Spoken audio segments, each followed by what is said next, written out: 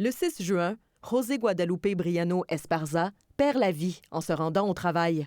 Sa mort a soulevé le voile sur son sort. Il était un demandeur d'asile recruté clandestinement par le producteur agricole Jean Lemay.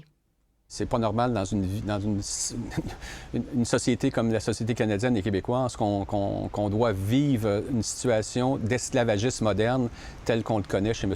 Jean Lemay. Spécialisé dans la production laitière, Jean Lemay recrute des immigrants, les paierait un salaire dérisoire selon des plaintes déposées à la CNESST, mais surtout, il agirait à titre d'agence de placement en louant les services de ses employés étrangers à d'autres entreprises, ce qui est strictement interdit par la loi.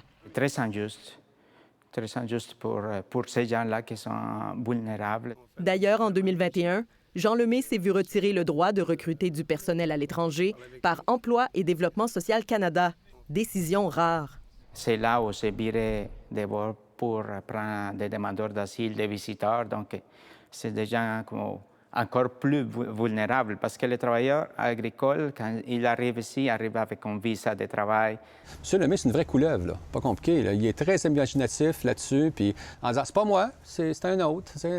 Sauf qu'on sait très bien que la marionnette en arrière, c'est lui qui a contrôle. Le ministre de l'Agriculture renvoie la balle au ministère du Travail.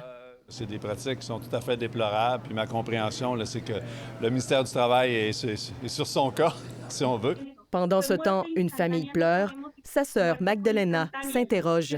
Elle et sa famille ont appris la mort de José par l'entremise des journaux. On ne sait rien. Pourquoi personne n'a noté la plaque de la voiture?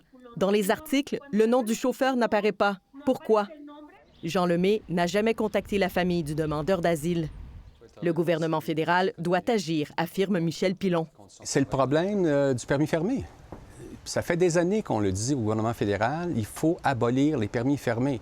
Parce que demain matin, c'est un travailleur comme chez M. Jean Lemay qui avait un permis ouvert, il n'accepterait pas ces conditions de travail-là. Radio-Canada a contacté le producteur agricole. Oui, M. Lemay.